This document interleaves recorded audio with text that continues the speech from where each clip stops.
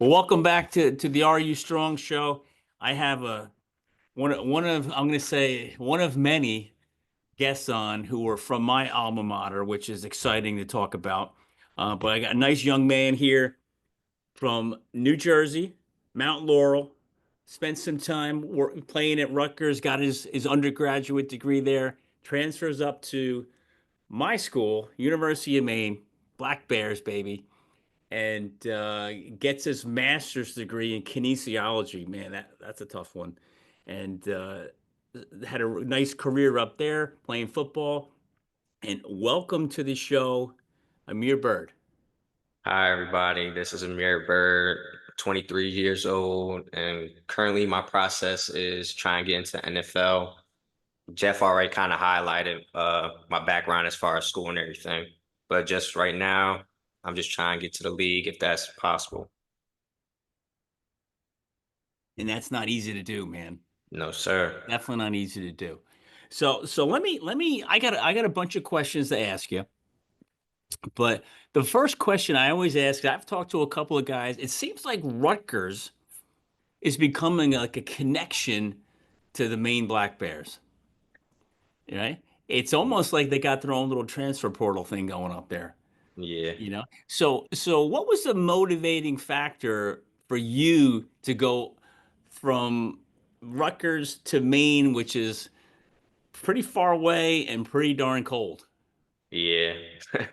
As far as the distance, I really didn't care for the distance because I originally wanted to go to school when I was 18 far, but I ended up at Rutgers anyway. But distance was never the problem. And in Jersey, it's cold. Maine is a different type of cold. I will Oh, say that. oh yes. But I mean, I've been in the cold before, so I was able to adjust to it. But as far as me going up there, I had a teammate that was at Rutgers with me. His name is Damon Matthews. He was at Maine already, and then when he seen I had hit the portal, he hit me ASAP saying, "If you don't get anything, come up here to Maine with me." So, fortunately, I didn't get anything, and I went right up to Maine. That's great. And I spent 4 years up there and I loved every second of it. It's a different place to be, right? Hmm.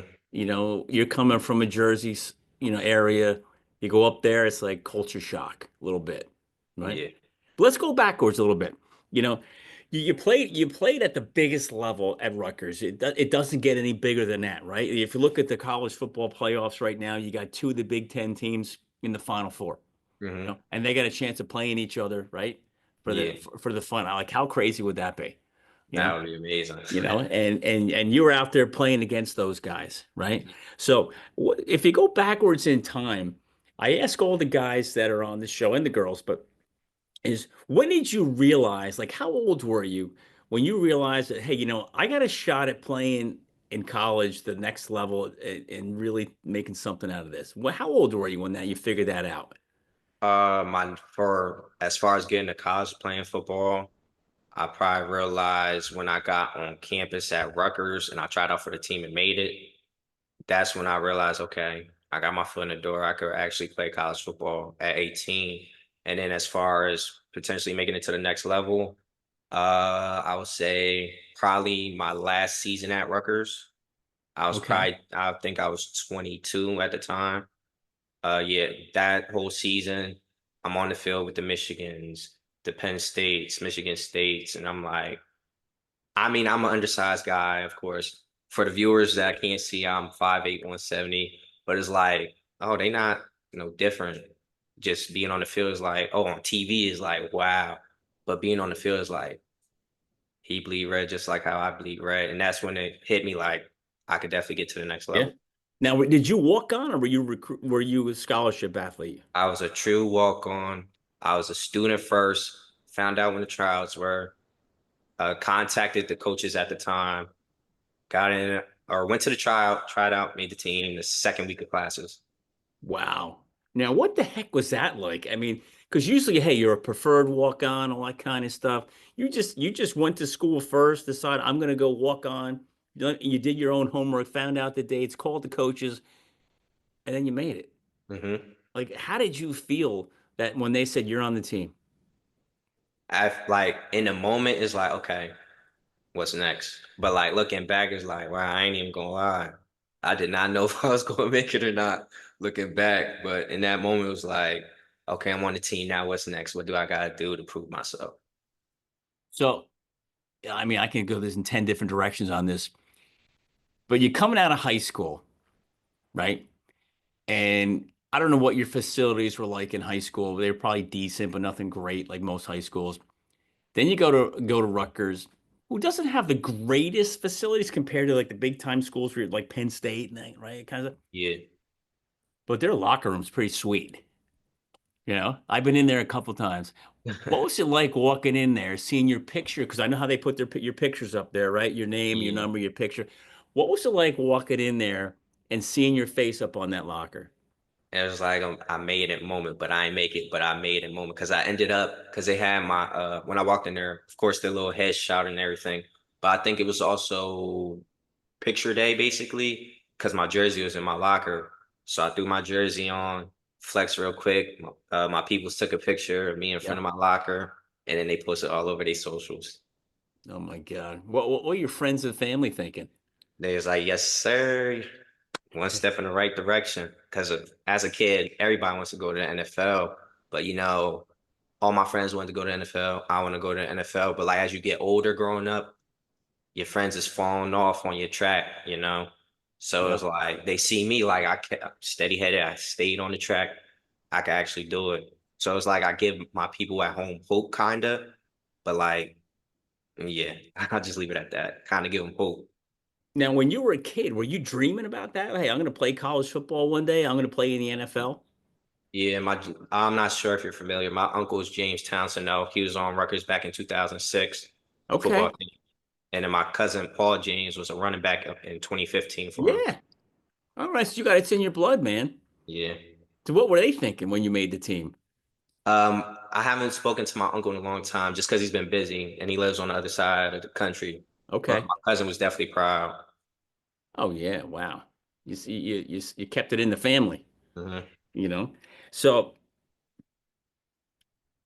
you played at two schools. I'm going to ask you the question for both. What's the most memorable moment you had at Rutgers? It doesn't have to be on the team. It could just at Rutgers, period, and up in the tundra of Maine. Uh, with Rutgers, I'll say two. You mentioned the one earlier, my first collegiate snap running down on kickoff for Nebraska. That's definitely one of them. And then when we got that bowl game against Wake Forest, I will say that because we went down to Jacksonville and played at the I can't speak. My apologies. At the Jacksonville Jaguar Stadium. Yeah. And then as far as Maine, I'll probably say when my first game when I played, and that was William and Mary, because I'm like, they just had moved me to safety too. At Rutgers, I was always a corner. That was it. Okay. And they just threw me in at safety, and I'm out here doing this, this, and this. And then I continued to play the rest of the season. That was kind of like, see, now I got somebody's trust. I haven't played Mm, football, like real football, in so long. right. I was just special teams at Rutgers. So you went up to Maine, and so what game was it into the season where you got the regular spot? That was game number four. They rotated me in, and then I just game five and on, I was in a rotation, and then I started. I think the last 2 to 3 games of the season. Okay. How'd the guy feel who you took a spot? He was hurt all season, Okay. so he was like, "Hey, hold it down, yo. We depend on you right now." Wow. So I'm gonna ask you this silly question. I know a heck of a lot more about Maine football than I do Rutgers, even though Rutgers is in our backyard here, and I've Mhm. done a lot of work over there. The Maine New Hampshire game. Tell me about that. Uh, okay. For my short time being there, I definitely dislike Maine. I mean, not Maine. New Hampshire. I didn't think I was going to dislike them in such a short amount of time, but I definitely dislike New Hampshire. What was the build up like? What did they do to you guys? Because I remember when I was there, they started talking about that like day one. You show up there in the summer, it's miserable, it's hot, and all they talk about is we got to beat New Hampshire. We got to, if anything goes right this year, we got to beat New Hampshire. Did they do the same thing when you showed up? Hmm. Isn't that crazy? It's been going on for 40 something years, as long as I know. Well, because when I first got there, they did history on it. It's going back to like 1930s, Right. they Right. rivalry. Yeah. So So this is an off-topic question. Tell me about the black flies. what's the I'm When not when you showed up in the summer, little black flies, weren't they biting you like crazy? no. There was No? some flies when I was up there. No. Really? All right. Maybe they got rid of them by now. But when I showed up there in the summer of '83, um, the in August, these little black flies would come out, and you knew who the freshmen were because we had no bug spray, we had nothing, and they're your forearms, your neck, and your calves were just bitten, little bug bites for. It was so painful, and these bugs only come out for about a week or two in August. So I'm surprised that maybe they don't come out. That was a long time ago. Maybe they don't come out anymore. I don't know. But so looking at Rutgers, Amir, looking at Maine, what lessons have you learned as a college athlete, right, that you think will help you in the next level of the NFL, God willing, right? Or maybe the next level when football's over. As far as lessons, I could definitely say, as like a general picture, I would definitely say football in general, being at Rutgers in Maine, it definitely teaches you how to become a man behind the lessons. There's always a method to the madness. I believe Coach Young will always say, but like say, for example, oh, the game's not going our way in life. Some might not go your way, but you can't just give up and quit. Life still goes on. Mm. So injuries, anything on your end that have been, tough to deal with? I tore my Achilles. I wouldn't say it was tough for me, even though that's a severe injury. Honestly, I was positive the whole time. I honestly think that's why I came back so fast. I was always good with it. I came What back year did you do that? in 21, I believe. All right. Yes. And what was the rehab like for that? So I did it like February 15th, and then I got surgery, I believe, the 18th. 2 weeks, I was in like this little blue boot. I couldn't do anything because of stitches or whatever. Got that out. I think they put me in a walking boot, but with a crutch still for the month of March. Then I'm just in a walking boot, I believe, in the beginning of April. Halfway through April, I'm out the boot and I'm bare regular feet. And then I believe May I start running again. And then July kind of like got cleared. But then they helped me out for camp in August just because I was healing too fast. They didn't want to push me. And then season started, I was fine. Well, that's supposedly one of the most painful injuries to have, isn't it? It wasn't painful when it happened. No? Mm-mm. Mm. That's it's a tough one. So, what advice, Amir? I mean, you have a special situation, unique situation. There can't you could probably count how many guys go to go to college in a Big Ten level and just decide to walk on without really being recruited there, Mhm. right? What advice can you give to the younger high school athletes that, not the recruited guys, the guys like yourself who have these big dreams and aspirations, but they want to get to that level and there's nobody talking to them. As far as advice, I'll probably say um, you gotta be kind of obsessed with. If you want to get to this level, you gotta be obsessed with it because everybody gonna tell you you're delusional. I'm undersized, so oh, you're not gonna play big time football, yada yada. You gotta be so obsessed with it when it happens, they'll call you a genius.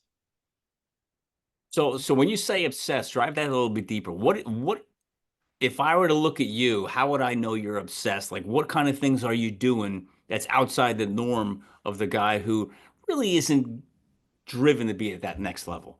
I will say I'll kind of switch the term up to crazy. You gotta be crazy about it because everybody knows what crazy look like. Mm. You know, crazy about it. But as far as you gotta do the extra, first one in, last one out. When people think, yo, where's A, B, and C at? You're doing something football related. That type of obsession about it though. So what's your workout routine looking like?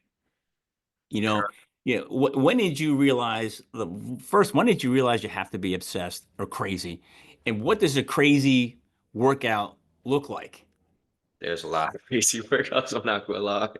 You got mad drills with JB, mad drills also in Maine. Every school does mad drills though, but those type of workouts are And insane. what kind of drills are those? The average guy doesn't know.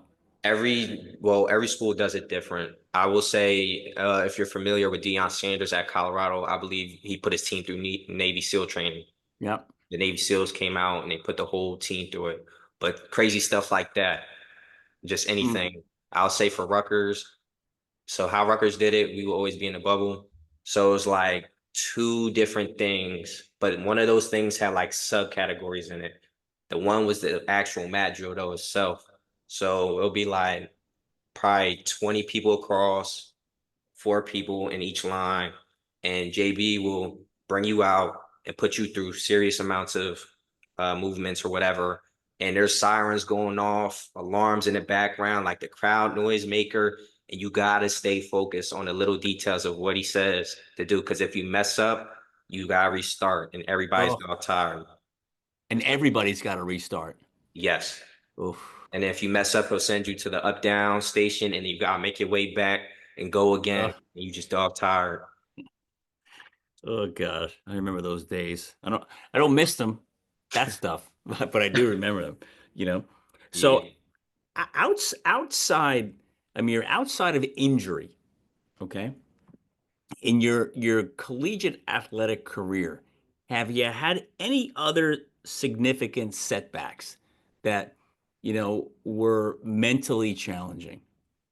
Um, I'll probably say I want to say they were setbacks, but just want to play more because that's the ultimate reason why I had transferred out. Just because I knew deep down inside, I knew I could play. I could play on defense, not just special teams, and it just beat me up every day. I will say that.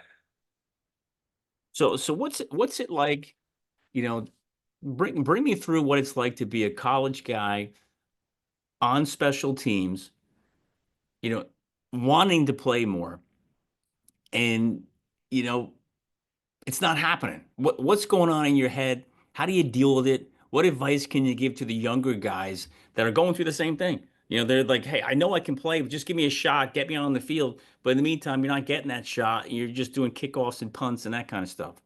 I'll say for advice towards the younger group of kids coming up, always stay ready because in a Mm. moment's notice, something might happen, something might change, and you gotta go in the heat of battle on the field, and you getting your opportunity. And if you're ready, you're gonna be good. If you're not, you're gonna miss out on that opportunity. So stay ready. Hmm. There's two ways of staying ready. You got to stay ready mentally And physically. and physically. But let's bring you up to the good old state of Maine, Hmm. right? You're sitting on a sideline. It's freezing, freezing cold. Now, I don't know what they have on the sidelines anymore to keep you guys warm, but for us, it was cut in half steel drums with charcoal in it, and we warmed our hands on it. Hopefully they got something better up there now. But how do you stay ready physically when it's that freaking cold and you just never know when you're getting in? I will say my time at Maine, as far as the football season weather, it felt like I was just at home in Jersey. Like it Okay. didn't get as cold yet during the football season. This past season, our coldest game was probably Bryant. It was probably like 20 degrees. And I put Vaseline on my arms, legs. I looked Does that make a like, difference? yeah, I I felt didn't know that. that game, I felt so warm. Now, where did you learn that? The guys at Rutgers did it, but I ain't never believe them. And because like they were on the field consistently for them to warm up, I would do it. And I'm sitting on the sideline, and it wouldn't make no difference. But like when you're playing and you have it on, that's when it makes the difference. Really? What does it Yeah, do? Like it it absorbs into just your skin or something? And you gotta like really layer up to the point I look like a glazed donut on the field. I never knew that. But Now, it kind so of is that a trick that that everybody does, or is that something that you just heard from the Rutgers guys? that's what a lot of guys in the league do. Like I don't know if you remember that one game between the Lions and the Eagles where it was snow everywhere Yeah, back in the day, but there was guys in no sleeves. They just yeah. had a lot of Vaseline on. Wow. I was always wondering how these guys do that. Hmm. You'd be freezing, you know? Yeah. So let me, this game that you play, it's very physical, but it's extremely mental. Hmm. Okay.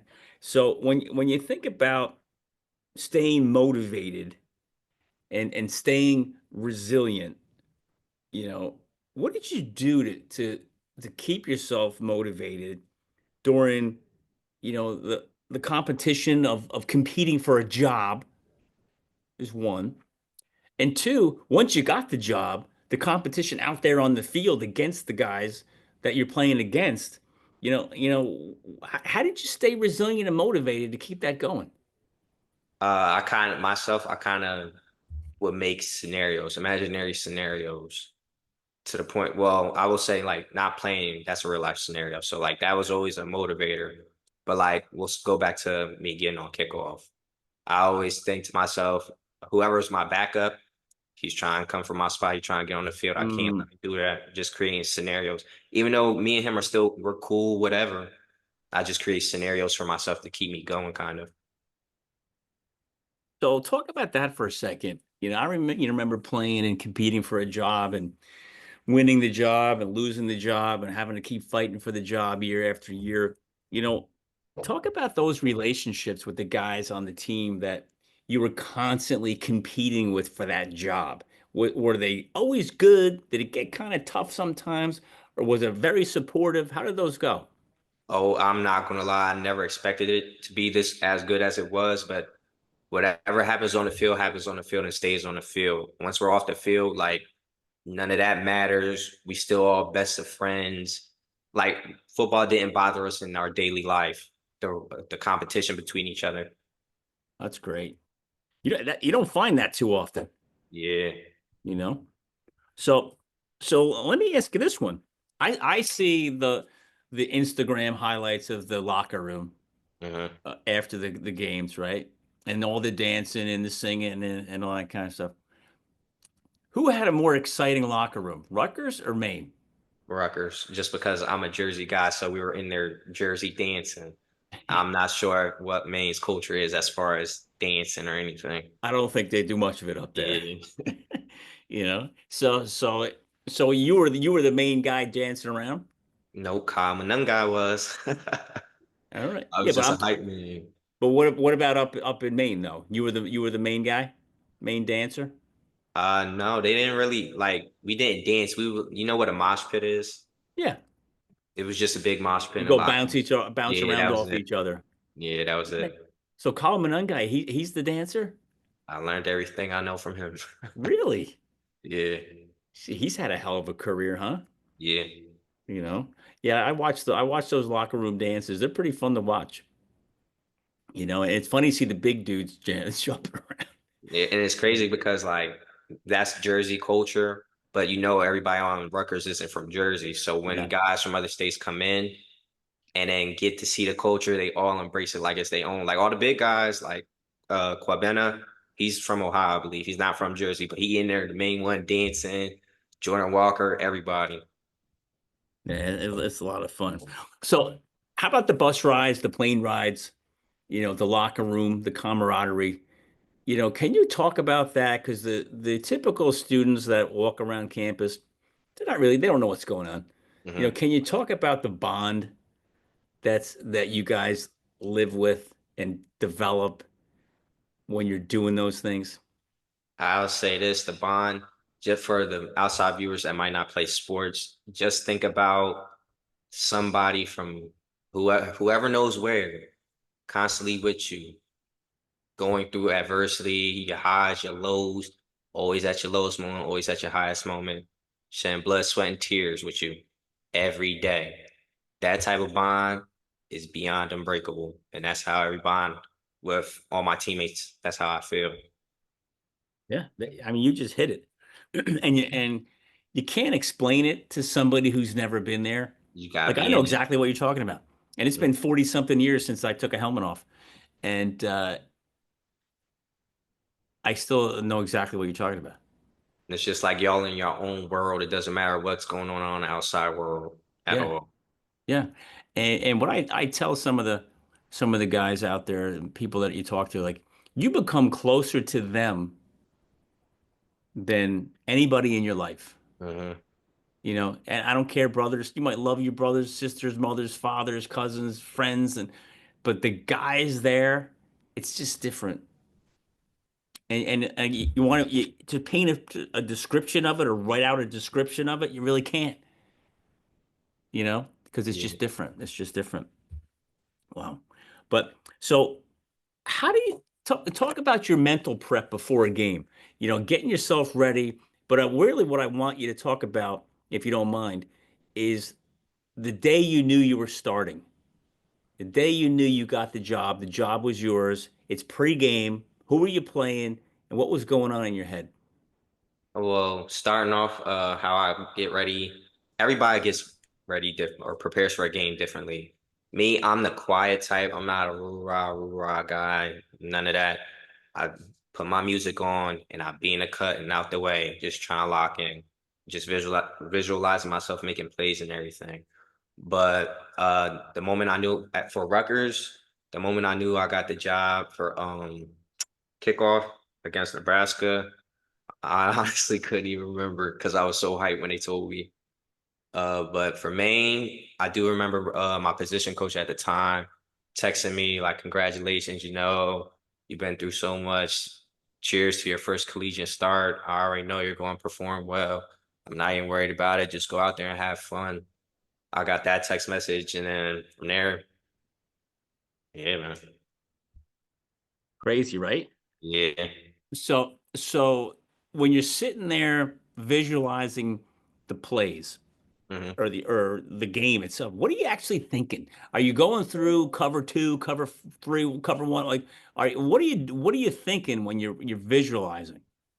Honestly, I don't think of no play calls, no nothing. I just picture myself in the moment. Like my pick I just had against Bryant this past season, I don't know how. I just imagine myself, I was in the post, just deep, like 15, 20 yards. Somebody came across my face and I just came down and picked the ball. And that's exactly what happened that game. I don't really think about my play calls. I just got a TFL. I just got a PBU, a sack. Well, not a sack for me, but in general, You never had a sack? no. No corner safety blitzes? Well, for the boundary corner, they had me playing field corner, and then at safety, they safe at Maine safety didn't really blitz like that. No. All Mm-mm. right. So how are the coaches, the coaching staffs, you know, you got the Rutgers level, you got Maine, you know, how are they supportive of the guys and that are working their way up? I've you got your starters, right? They're all the regular guys like Munungai, they probably treat him like a king. You know what I mean? Mhm. Like he's like the man, you know? Mhm. And but the guys that are the workers that are fighting and scratching and clawing to get that playing time. How do the coaching staffs treat those guys?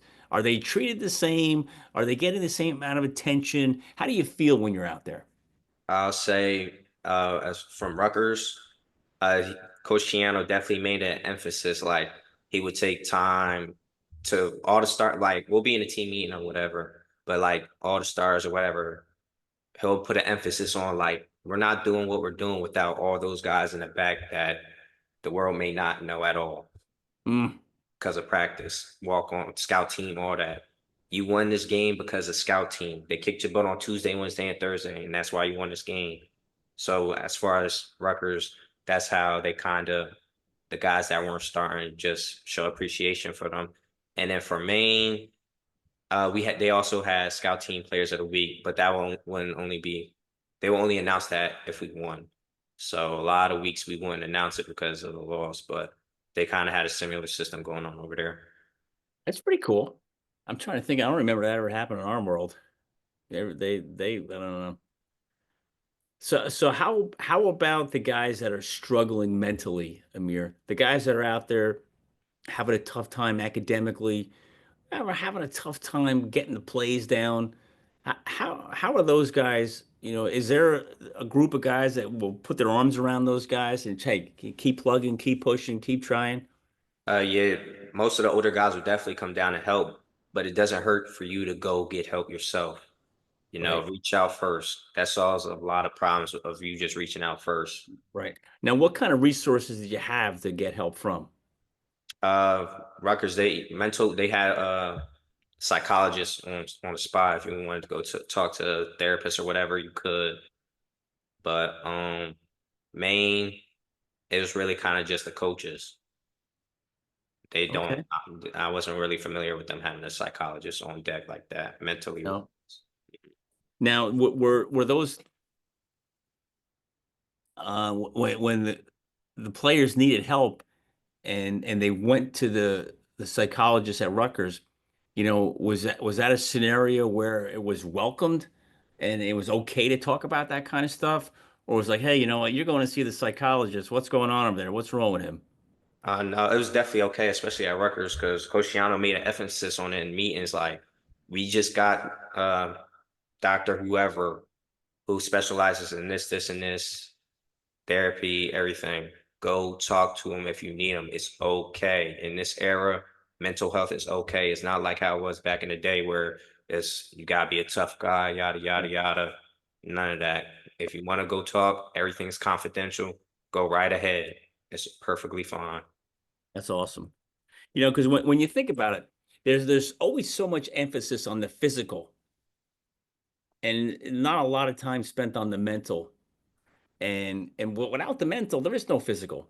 Hmm. If you're mentally, in the dumps for whatever, having to physically perform gets a lot harder, Yeah.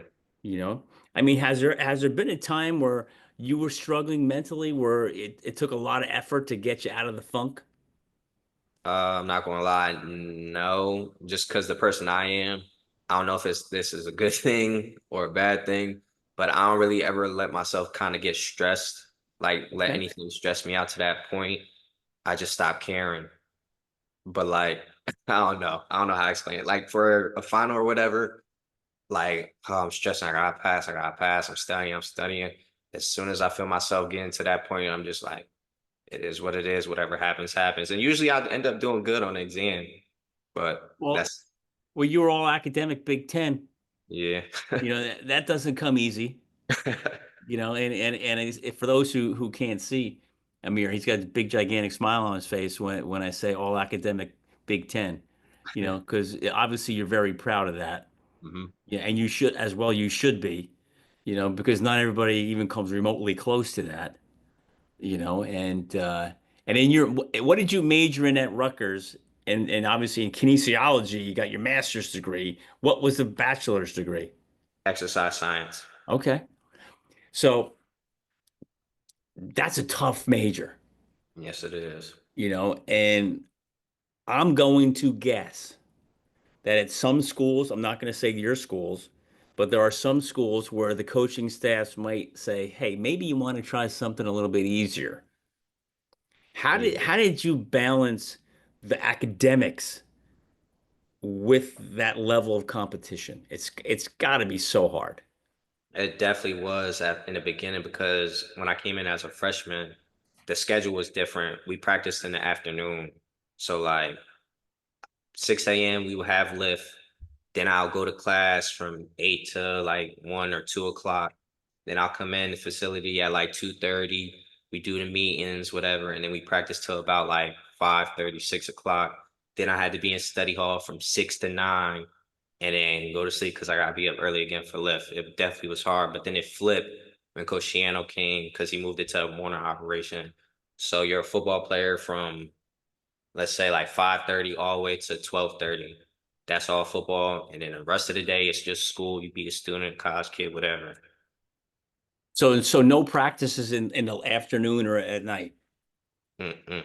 So how did you manage to schedule to get the classes in? Well, if everything was done, until noon, if there's a class scheduled in the morning, were you able to go to it, or did you have to redo everything? My freshman schedule was pretty light because I have a lot of stuff to take. So I had a lot of stuff to choose from to make it work. Okay. So I had like calculus. I had calculus at like 8 a.m. Then I had to go to like Spanish class at 10:30. And then also classes are kind of like close together. So like all my classes was on college ave that semester, and they was only like 30 minutes apart or 45 minutes apart of start time. It's just got to be so much to balance at that level, and like you said before, the other guys just get to have like the regular students get to have just a regular college life. Yep. When You they know, get you're started you're up in classes. you're in the gym taped up, ready to go to practice by what time in the morning? You had to be taped by 6:45, I believe, because meetings was at like 7. Yeah. Then you go to practice for how many hours? Rutgers would go to practice from like 9 to like 12:30. Maine was a little more strict because they had time with classes. So Maine practice started probably like 8:20 and we out at 10:30. So you guys did the morning stuff up at Maine too? Yeah. Oh man. I don't know what would be better. Being able to sleep a little bit and go to class or have to practice because we practice up there from if you were on like special teams and stuff, you had to be out. Like if you were a punt returner, kickoff returner, that kind of stuff, you had to be out on the field by 2. Mm. And we did, I returned punts and yeah, you sat there and you must have caught 100 of them. It felt like maybe more, for an hour, one after another, after another. And then at 3 o'clock, everybody else came out Mhm. and we went from, I think it was like 3 to 5. And then we had, I forget what we were able to, I also remember having to be we had dinner at 6, so we were busy from 2 to 6. And then we had our study hall, and remember, I don't know where if you guys had it up there, but where Bennett Hall is? Yeah, It's right to the left of the at field that house. facility, Yeah, and we had study hall from I think it was 7 to 9, every day. yeah. And it was like, whew, man. So you were going, for a long time. Then you had to walk across campus to get to your dorm, freezing to death, Yeah. and then go home. But so let me ask you this question about, competition. You know, Sometimes it brings out the best in us and sometimes the worst in us. Can you describe any type of time where, it kind of brought out the best or worst in you? As far as best, me being able to get the starting job at Maine, I would say. But as a whole, for like the worst, sometimes you can't not you lose your humanity, but like you lose like what makes you human a little bit, and like your relationships and everything, because you're so obsessed about trying to beat this guy out. This guy, there's more to life than just competition, and you kind of forget that. Mm. So can you give an example how that affected you? It didn't affect me, but I know guys it has. That's how I can speak on it a little bit. Yeah. They kind of go into their own world, right? Yeah, And they block out all the important things that are around them, and they don't really do it maliciously or on purpose. It just happens because, like you said, they're crazy. They get yeah, the crazy obsessed, and they lose that touch with reality, for lack of better words. yeah. So as a senior on the team, right? How were you as a leader, trying when you saw the guys that were in that world, trying to help them out of it? Just bring them back to being a human, talking about anything other than football. How your family doing, everything. Try and kind of bring them back from that dark place wherever they at. Okay.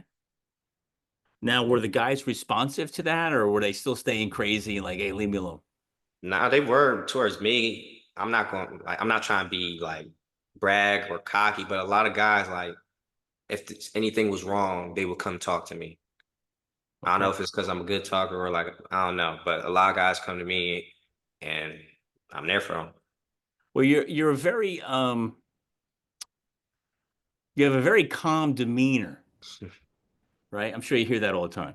Yeah, laid back, all that. Yeah, and that when people are, I'm gonna guess when people are stressed and having a hard time, going to another high energy person is probably not the most attractive thing.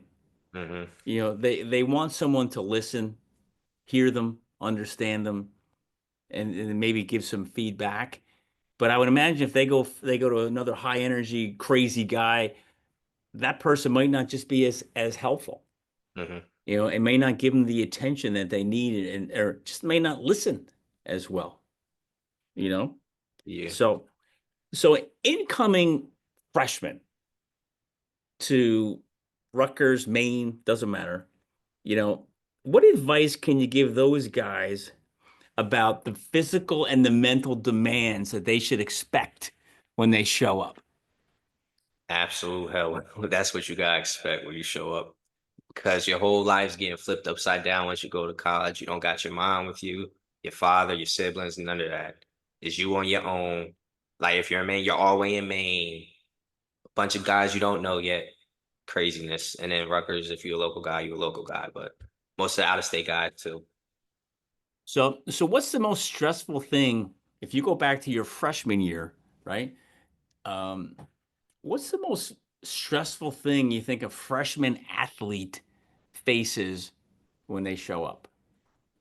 Um, I'll probably say classes. But if we get to like football itself, it kind of depends on how they were brought in, whether they was on scholarship, for walk on, or true walk on. But classes is definitely a challenge for most freshmen when they come in. So what did you face? You're a true walk-on. Hmm. You weren't even invited to camp, Hmm. right? Yeah. And you show up, give me a shot. What kind of stress and pressure were you feeling going into that moment? I'm not gonna lie, I really didn't feel stressed going into it. It was just like I said before, just what's next? I'm ready for it. I accomplished this. Now I can accomplish whatever I got set out. I wasn't really stressed about, oh, I'm a freshman, yada yada yada. I just tried to make the most of my opportunities at practice. They was using me as a hitting dummy because I was just a freshman, but guys in the league I had to make miss. I always brag to them to this day, like, hey, you might be in the league, but you couldn't tackle me at practice freshman year. Well, that's got to be a lot of fun, Yeah. right? So, Yeah. so how did you mentally prepare? You seem so calm, cool, and collected, but going into that, you were physically ready. I'm gonna guess you were jacked Nah, up. nope, I was not. I came in freshman year, 144 pounds, Oh my God. skin and bone.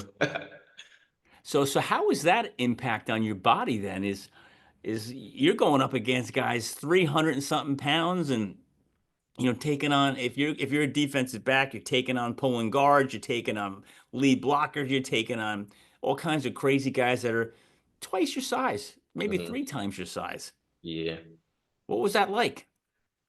Growing up, I always kind of been strong for my size. I will say that. So once, like, when I got here for lifting and everything, that wasn't really a challenge, just because I kind of been strong. So it just added to it.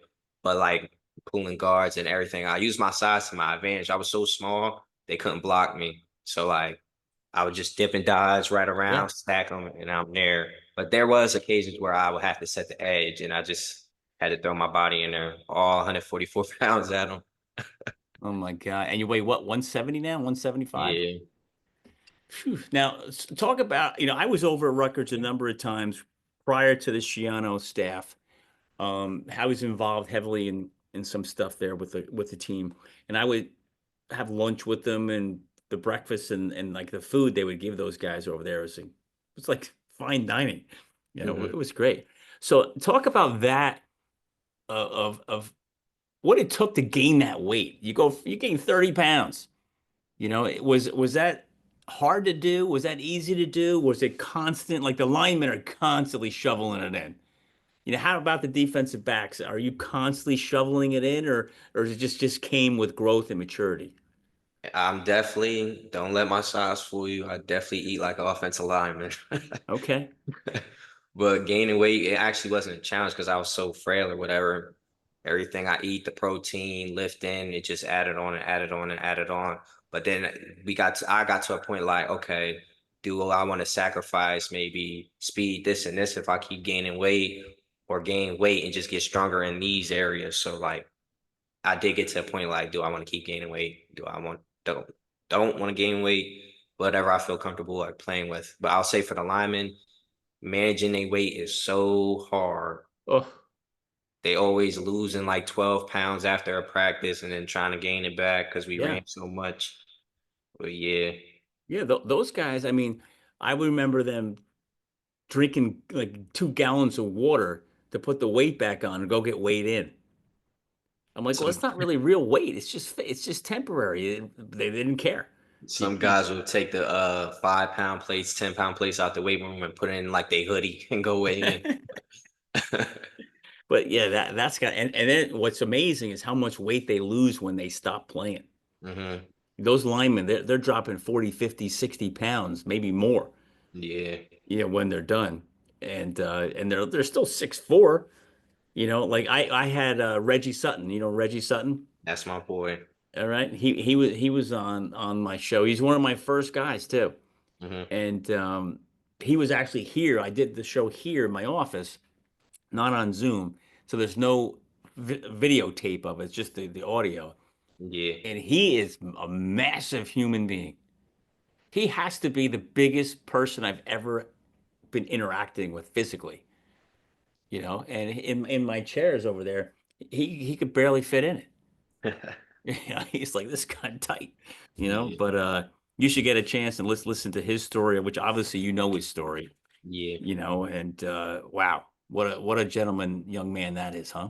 Yes, sir. And I know he's got a shot at the next level, and I pray to God he stays healthy and he gets that, and you might be out there playing with him, same team, because you'll be the same years coming in, which is That's great. the plan.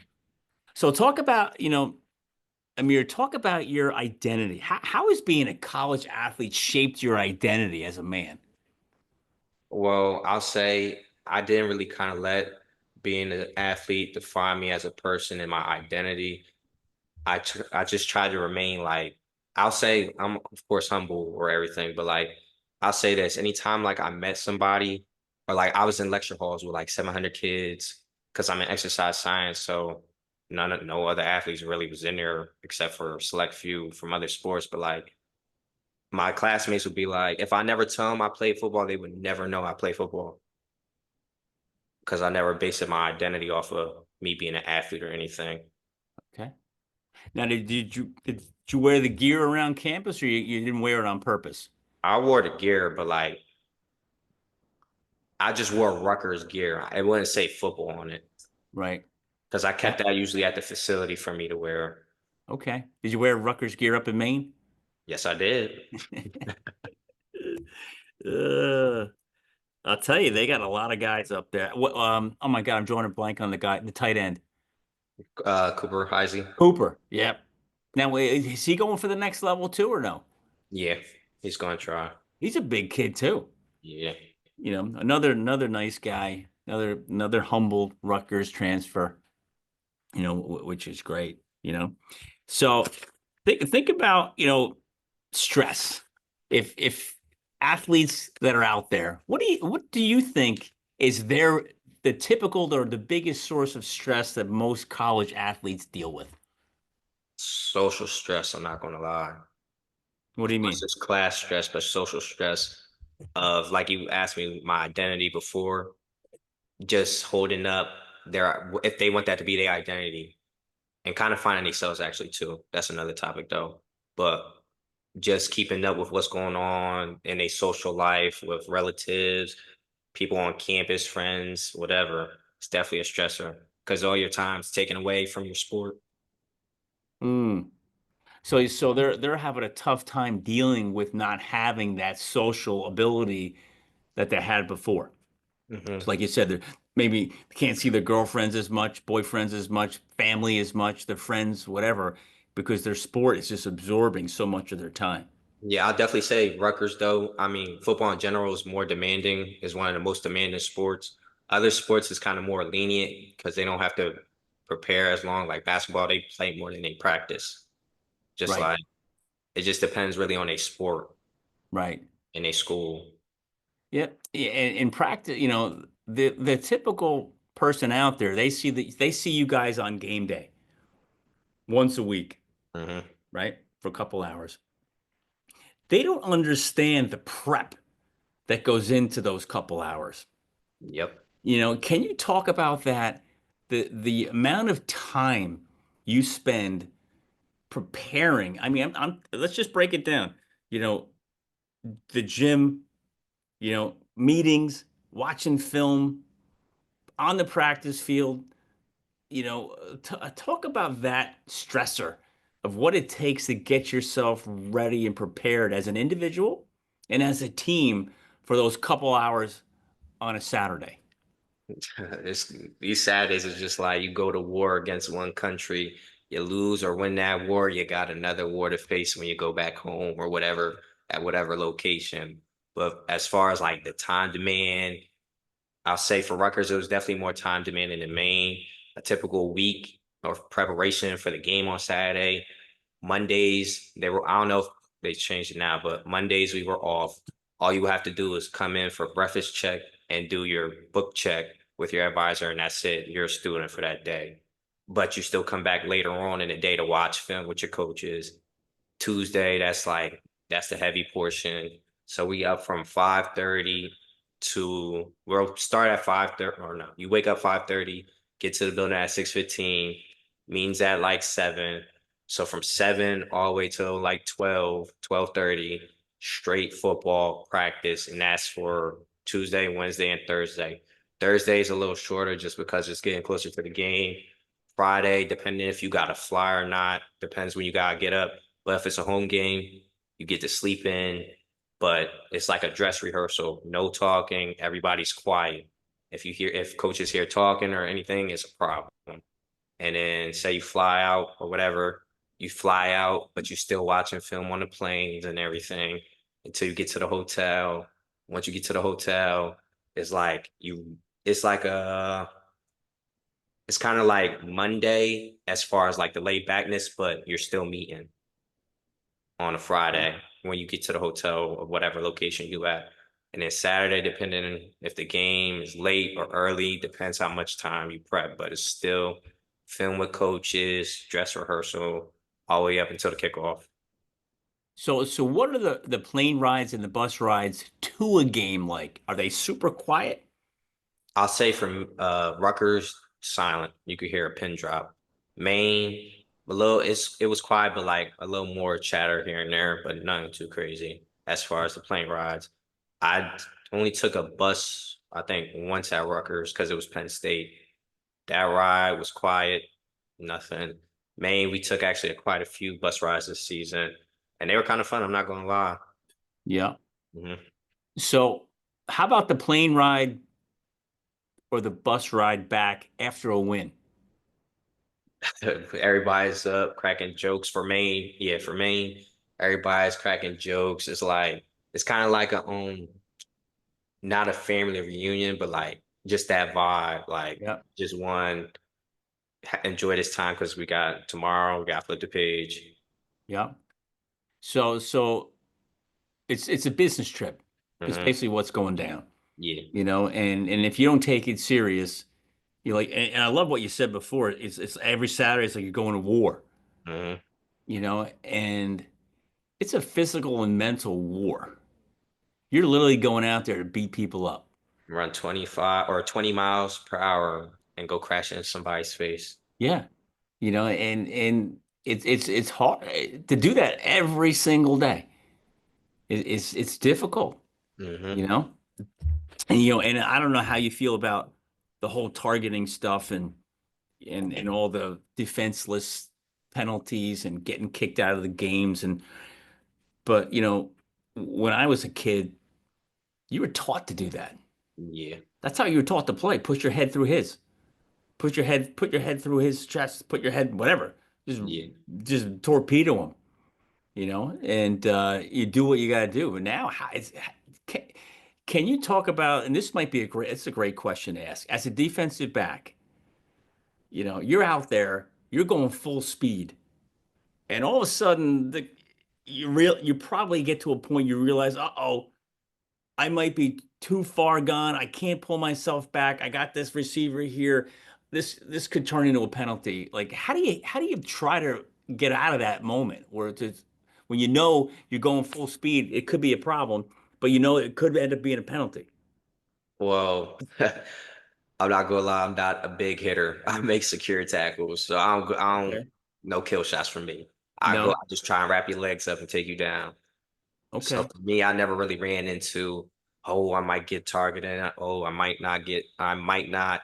I never really been in that situation in my career, but I would say as far as a quarterback slide, because I did have one situation where it was UNH last year. He slid and I went to tackle him, but like I dodged to the right, like dipped off. It definitely was hard, but they didn't throw a flag because I ain't really touch him. Okay. Good. But you knew, hey, I can't hit this guy. Yeah. You know, that's got to be so hard. There are players though, I will say on the defense that it's like they're not there. They don't realize what they're doing and end up flagged because they Oh didn't yeah. realize. Yeah. It's hard. And you know, back when I was playing, I don't really remember like roughing the passer Yeah. type of flags or crazy stuff like that. Like now you touch the guy, you touch the guy's helmet with a your hand by accident, and it's roughing the passer. Hmm. Which is come on. Obviously I'm a little more biased towards the defensive side of the ball, Me but too. I think you got the average quarterback now is throwing for 3,000-4,000 yards because of all the protection they got. Hmm. And I mean, I think both the collegiate as well as the professional level has become just a passing game, Yeah. But then you get a couple of guys like Munungai running all over the place. You got the dude from Boise State Yeah. Ashton and Genty. just crushing it. Yeah. Then you got Saquon now, Hmm. running all over the freaking place. It's almost when you think the running game is dead, these guys come out of it and like they just crush it. Yeah. Which is great, but cool. So let me ask you this: what's the future look like for you, Amir? Let's talk about athletically and professionally. What does the future look like? Athletically, I'll say, of course, right now I'm training. Pro days are typically in March. I still gotta find out when May's pro day is, and then I still also gotta go to Rutgers and ask Coach Shiano if I got permission to participate in theirs. And then from there, I'm not really sure, but going off of teammates I had in the past, that was kind of had a similar situation to me. From there, they get private workouts from wherever, whatever teams is interested from March all the way up to the draft, which is like late April. And then from there, if it happens, it happens. If it doesn't, it doesn't. But and then as far as outside of football, kind of after I find out if I have made it or not. I mean, I have opportunities sitting on my phone right now, and I could accept them if I wanted to. But I'm pretty sure, or I don't want to say pretty sure, but hopefully, I still continue to get opportunities, job opportunities at that point in time, and then go from there. So what's the career path? If you could paint a picture, hey, 5 years from now in the career path, not the NFL side, what Hmm. kind of work do you want to be doing? Honestly, I don't really care. I just want to make money and be happy. So, like, I'll say, like, say if I become a physical therapist and I make like 90K, almost to 100K or whatever, that's my base salary. But I'm always like, I want to be like, okay, that's one way I have a stream of income. Now I got to make more streams of income from my base. So like I have money constantly coming in and stuff I actually enjoy doing. Okay. So you want to be in the physical therapy type of world. Okay. I got a couple of connections for you there. And who knows, I might start my own podcast one day. There you go. There you go. It's a boom. And I'll tell you one, if anything, it's a lot of fun. Hmm. Talking to guys like you is just a lot of fun. And telling your stories to the public, think about it. You're a guy who decided to walk on when nobody knew at Rutgers. Hmm. How many guys do that? Like how many guys were like you at Rutgers? How many guys actually Uh, walked on the way you did? Two? there was two that was with me because they was at the tryout with me, and all Eh, three of us made it. They thought we were all brothers because our hair was long and we were all light skinned. One guy was Brazilian, other one black and white, and then I'm over here black and Puerto Rican. But Uh, three from my class. Then there was like another three the year after. I'm not gonna lie, I would say about 20 guys 20 guys made it in 4 years you were there? because Cristiano loves walk-ons. He definitely does. Wow. I will say that he does because they definitely help a program. But he loves walk-ons, but he attracts the right ones. Yeah. You know what I mean? Mhm. Like you got to be a tough dude to walk on. That's exactly what it is because he know if you made it this far, you're a tough guy because it's Right. not easy to do. Right. Now, did you earn any money while you were there? Did it give you any scholarship money at all? If I stayed longer, I think I could have, but my last season, because my last season I played in 9 out of 11 games. So I was confident if I came in the spring, because I stayed for spring ball too. I didn't Okay. transfer right after the season. I stayed for spring ball and I was balling out spring ball because my DB coach was like, why you want to leave? You started to play so good. But I'm like, I gotta go. I think I would have got some money. Right. Now, the Maine gave you everything? I was actually a walk-on to start off at Maine too. Whew, my God. Yeah, I was a walk-on. I got there after I transferred that spring. I got to Maine in August. I was a walk-on because they didn't have any more money at the time. But they was like, if you want to come up, come up. I'm like, all right, whatever. So I came up there, played the season, then I got offered money as soon as the season was over. All right. But that helps. Hmm. We'll take every dollar we can get, Yes, sir. cool. So, where are you training now? Uh, as far as for my 40, it's like a silo thing because I know a coach personally from growing up. He's a track coach. Okay. But then as far as like vert, agility, everything else football related, at a facility called Adrenaline over here in Cherry Hill. Okay. That's cool. Have you heard of the place test training facility? Yeah, you had got me in contact with Oh yeah, Joe. that's right. Kevin, yeah, Right. Yeah, they're not too far from here. They got I don't know how many guys they got in there now, like 25 or 30, you know. yeah. Cool spot. Well, Amir, we talked about a bunch of stuff, man. Is there anything I haven't asked you, anything we haven't talked about that you think we should touch on before we wrap it up? No, I'm good on this end. You're good? All Mhm. right. Well, listen, man, I wish you the best of luck, and stay healthy, which is the hardest thing, right? Not for you. You seem pretty healthy the whole time, but for a lot, yeah, that's a big thing. Is stay healthy, stay sharp, and I can't wait to hear about what happens, in this spring. And the draft is what, end of April, I think, right? Yeah, So if you don't get drafted, then it's the free agent signing, which goes crazy, yeah. and maybe you'll get signed by the Jets or the Giants because man, they need help. Um, my dad's a Giants fan too, and my little brother.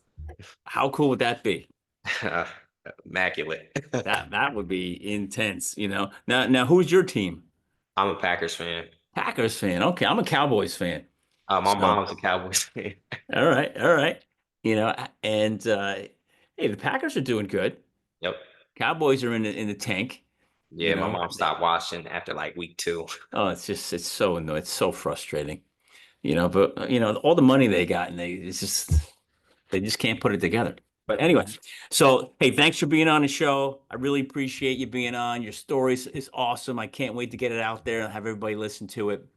And let's get you back on after your first NFL season. We'll talk about that. Yes, sir. I'm looking forward to it. All right. We'll see you on the field. All right.